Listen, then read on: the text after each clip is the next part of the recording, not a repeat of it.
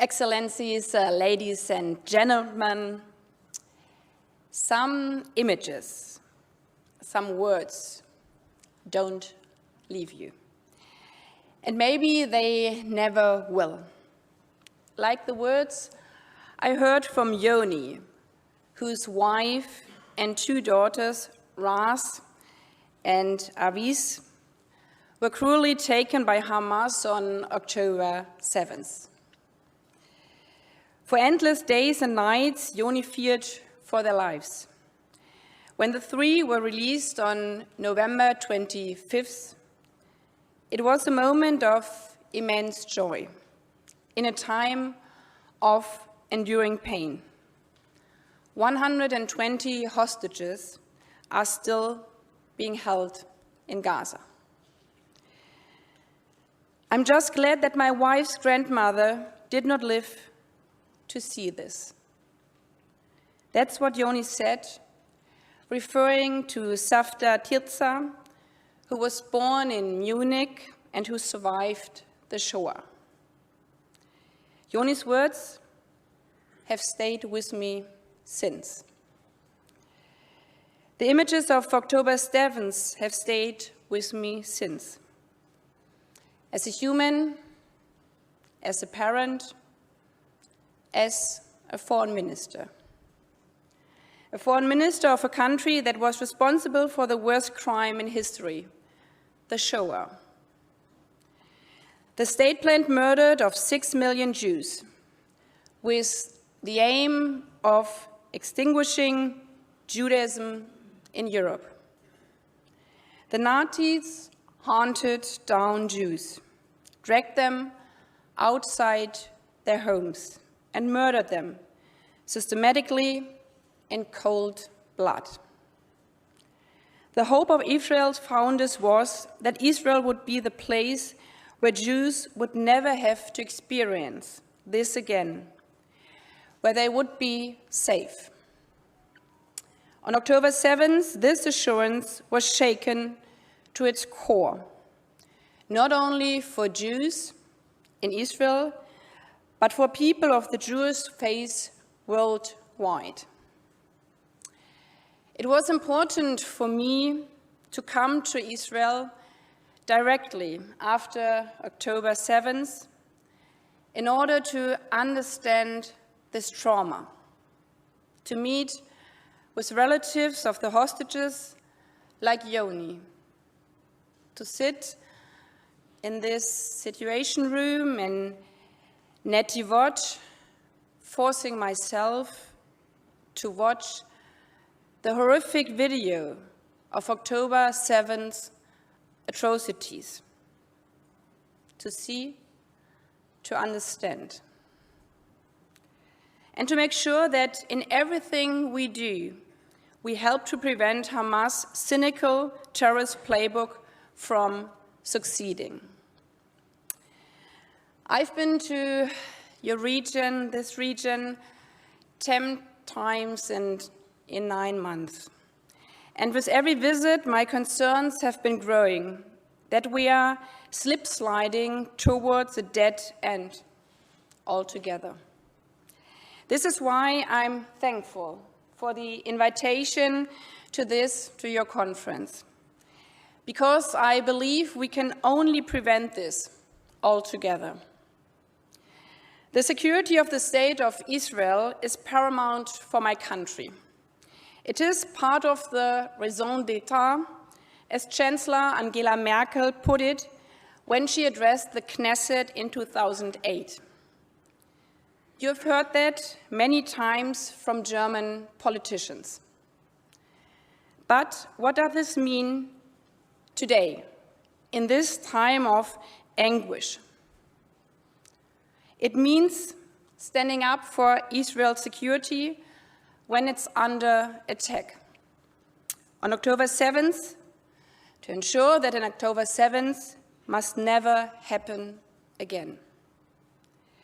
It means, in my belief, saying very clearly that Israel has the right to defend itself like any other country in the world.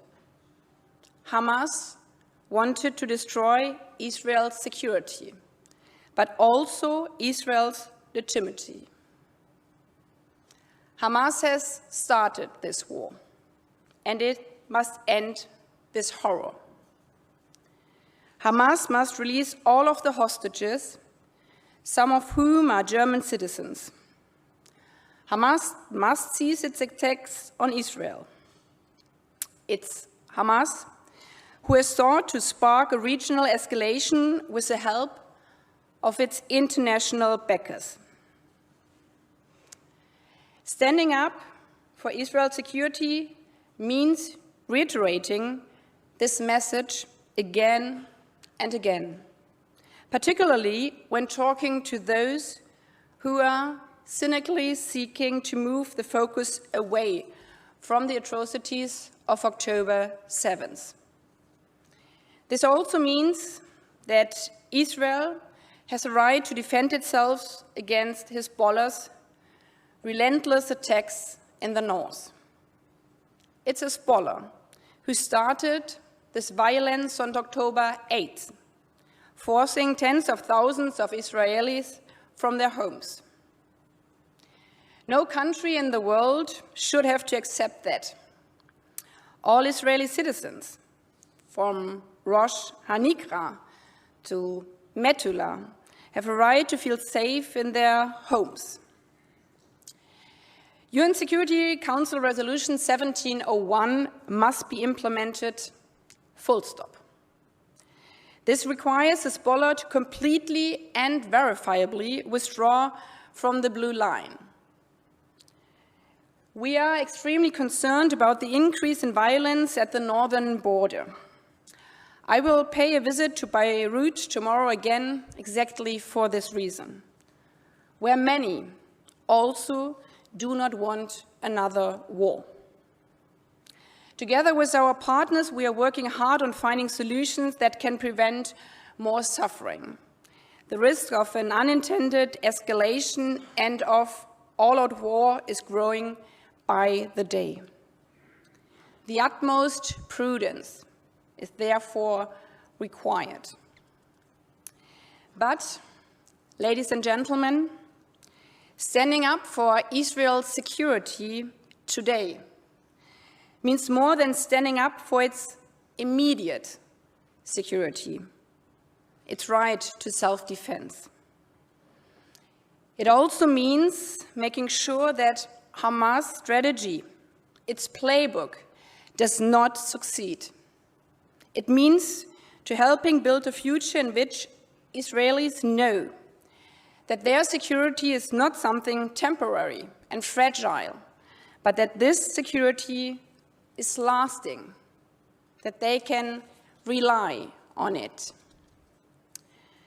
When I say that the security of the state of Israel is paramount for my country, it is this lasting security for all Israelis that we strive for, that guides our thinking and informs our action.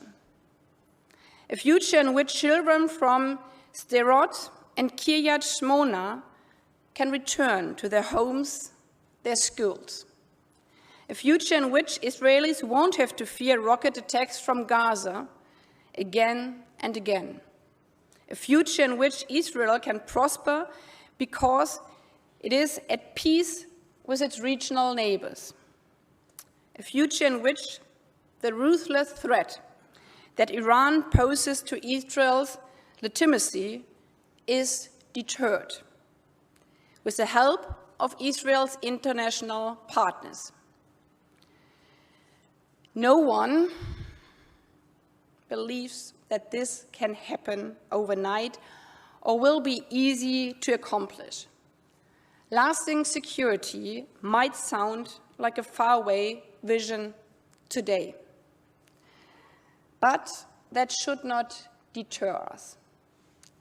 If we were to throw up our hands in resignation, that would mean hell.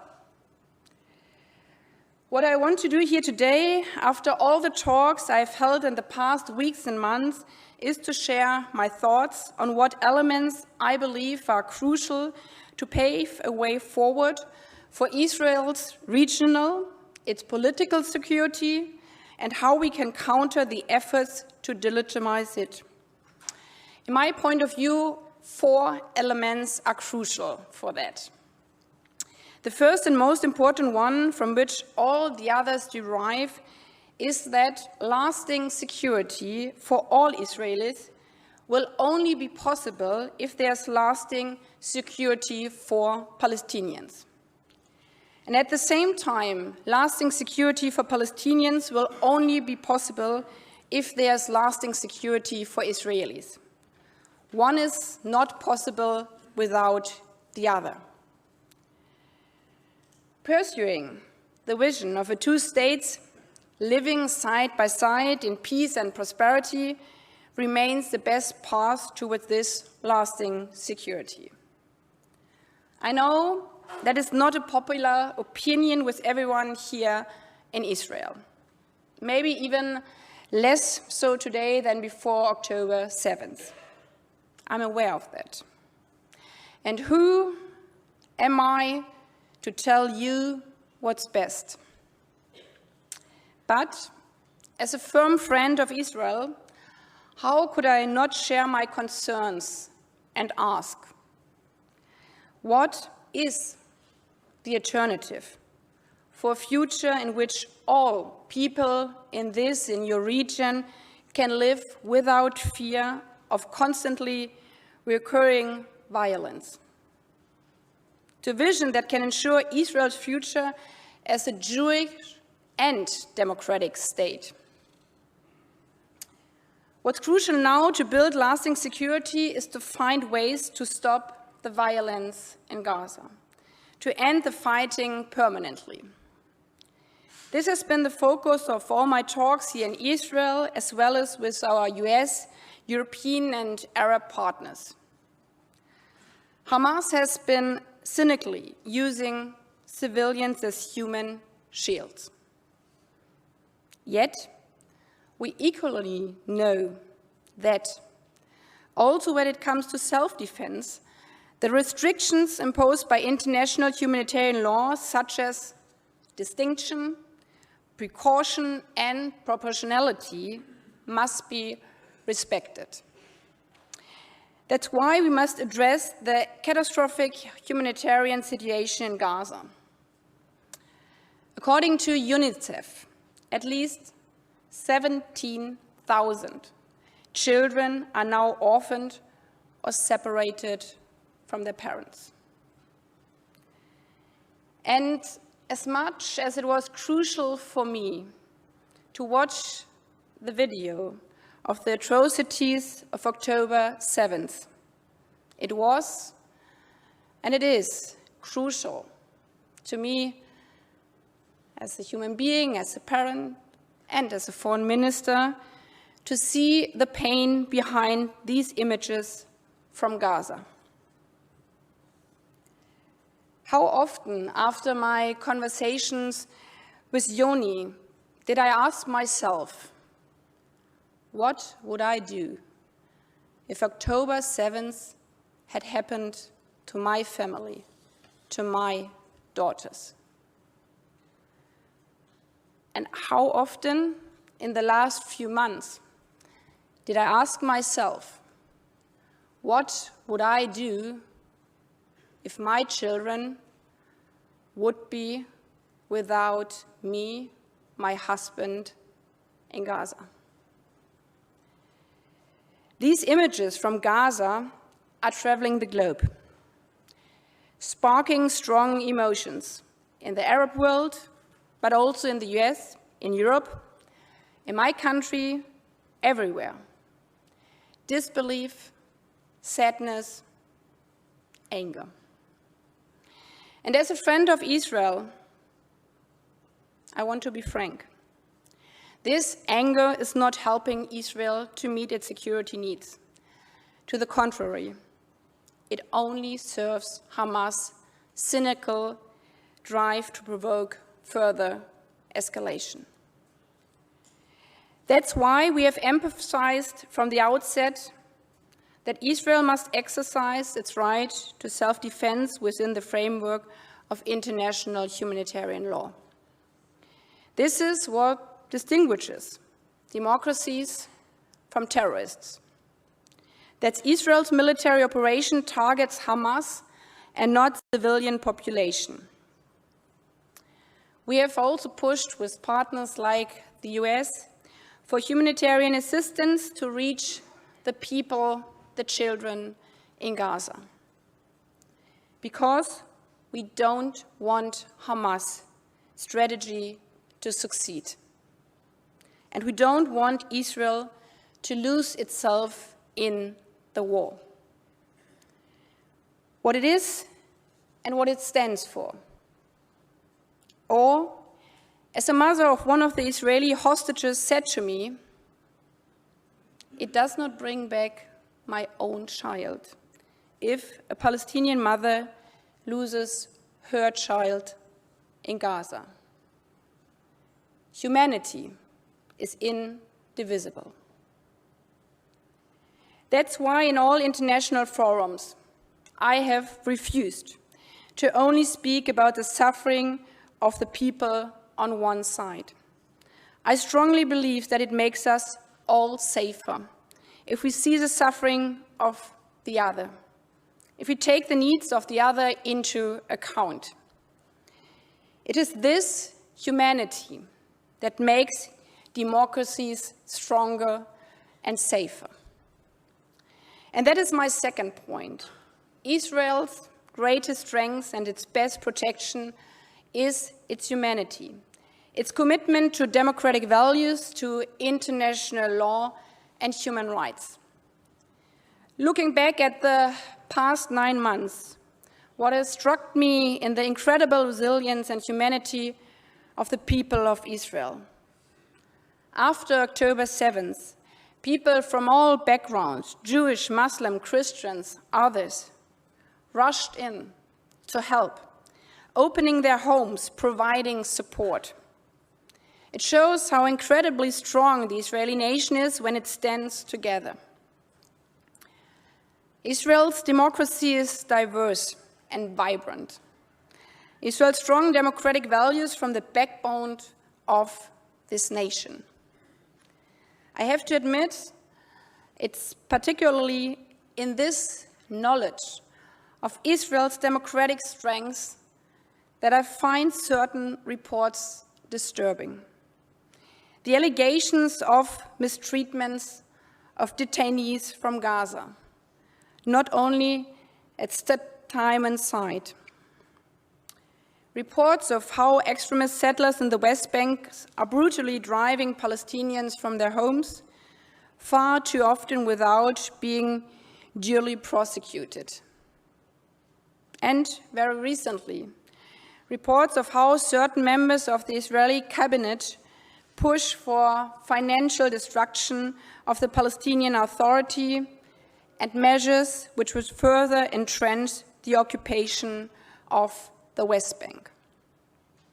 These reports are so disturbing to me because they do not reflect what I believe unites us as strong democracies. The knowledge that we are strongest when we uphold human rights, international law, when we rally around these values, united at the heart of the international community. That, I believe, is key and brings me to my third point. Lasting security will only be possible together with partners, because isolation is the enemy of security. I see and I share the frustration at the fact that many in the world refuse to condemn Hamas for its atrocities. We have spoken out on this relentlessly, particularly at the United Nations. But we have also seen in the past weeks that partnership is and remains indispensable. We saw how Israel's regional neighbors helped to avert Iran's aggressive drone and missile attack on April 13th. This was a glimpse of what might be possible in the region for security cooperation one day. We see how international partners through the UN, Mission UNIFIL and other instruments are seeking to prevent further escalation at the border with Lebanon. We also see how the international community and Israel's Arab partners in particular have rallied around the desire to help end the war in Gaza by putting proposals on the table. The plan that President Biden presented based on Israel's proposal and that was endorsed by the UN Security Council by partners from the Arab world, from Europe, from the Americas, Asia and Africa, is a clear path towards that goal, towards a ceasefire, towards the release of all hostages, towards lasting security for both Israelis and Palestinians. And like many of the participants here today at this conference have said, we urge Hamas to accept that plan. And we count on Israel to stand by its commitments. I'm aware that not everyone in Israel approves President Biden's outline. Some call for continuing Israeli control of Gaza for a war that goes on indefinitely. But I want to ask in all sincerity, how would an endless war help the security of the families who want to return to their homes in Sderot and Kiryat Shmona? How would it end the suffering of the relatives of the hostages? And how would more suffering in Gaza bring more security to Israel? Israel has achieved real success in its efforts to destroy Hamas' military capabilities. And crucially, Hamas is now facing a situation that it always wanted to prevent. Israel's Arab neighbors have come together to contemplate a better future for the region, ways to create security for Israel and Palestinians. This is what we should build on. And that means, and this is my fourth and final point, that we need to take a realistic look at the shape of a future of Gaza. A Gaza where Palestinian women, men and children can live in dignity, without fear, and crucially, a Gaza from which Hamas no longer poses a threat to the existence of the State of Israel. We have spent the last weeks engaging with our international partners on how to move towards that future. Most urgently, how do we end Sinwar's and Daesh's reign of terror in Gaza?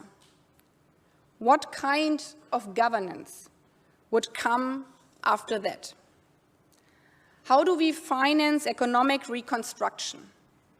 How do we ensure these efforts are not exploited to build new terrorist structures? Eventually, it's clear that Palestinians must assume security responsibilities for all of Gaza. But until that is the case, Israel needs to be certain that its security needs are being met. This is the question we have to answer as an international community. With our Arab, US, and European partners, we have been considering these issues, asking how an international presence could project security in the interim. What does Israel need, and what do the Palestinians need? And as international partners, what should our respective responsibilities be? What would each of us be willing to contribute? As a country that was able to grow its democracy after World War II, through and only by the help of its partners, we know how important a broad and long-lasting international commitment, especially security commitment, is in such efforts. Just as our partners were there for us then, we want to be there for you today.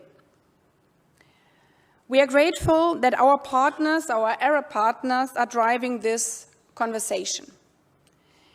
They've been explicit. Without a roadmap towards a Palestinian state and without assurances that this will be the last war in Gaza, they will not start investing in Gaza's reconstruction. This important message deserves to be heard, including in Israel. We have to consider their vision together with what we Europeans, Americans, and others are willing to offer. And it's clear, I say that also to all sides, women need a place at the table on this peace negotiations. Because we see that all around the world, peace treaties do not last long if women, which is everywhere in the world, in every religion, in every country, form half of the societies, are not included. If we want the PA to eventually assume a role as the legitimate governing authority in Gaza, it has to actually be in a position to do so. With civil servants who are capable of providing public services, with a private sector that can help to meet the enormous humanitarian needs, and, crucially, with police and security forces that are properly trained to ensure safety and public order. For that to happen, the PA needs to reform. But the PA also needs adequate resources to take on this enormous task. It's therefore counterproductive to withhold the funds the PA is entitled to. When the salaries of teachers and doctors are no longer fully paid, this has dire consequences. In the current situation, it is dangerous and, I believe, self-defeating to destroy and destabilize established PA structures. I say this with a particular view to the West Bank, where the illegal expansion to settlement projects is doing exactly that.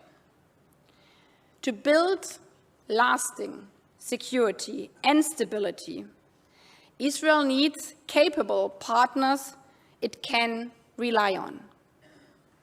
A reform PA should be such a partner. Israel's regional neighbors should be such a partner. We are such a partner who also knows that the path towards lasting security will be very, very difficult.